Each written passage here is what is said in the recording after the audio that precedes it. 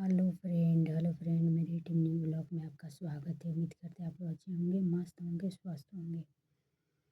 आइए आप लोग को एक निर्गुण सॉन्ग सुना रहे हैं। अच्छा लगेगा तो कमेंट कीजिएगा, लाइक कीजिएगा, सब्सक्राइब कीजिएगा।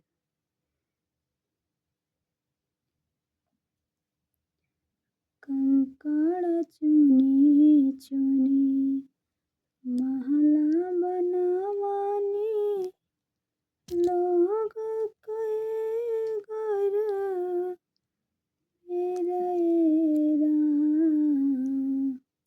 कंकड़ चुनी चुनी महला बनावानी, लोग कहे घर मेरा एरा।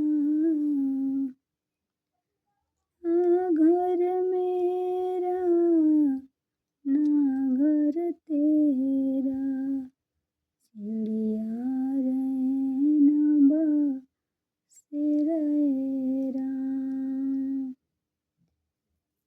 बिरह के अगिया लागेला एही तन में, कवन सखी मार दिहली टोना एरा।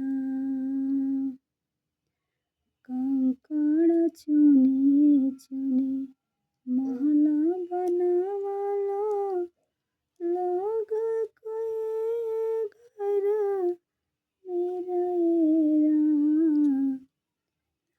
घर मेरा ना घर तेरा, चिड़िया रैन बसेरा एरा। अमवा के डोरिया पा बोलेले कोयलिया, बन में बोलेला बना मोर एरा। नदिया किनारावा बोलेला सरहेसवा, हम जानी पिया मोर एरा। मोर पिछुआरवा चरेला बन मोरवा, जनकी हुमारे रोड़ा एरा। रोड़वा के मरल से मोर मर जइहे, मोर बिरहिनिया के जोड़ा एरा।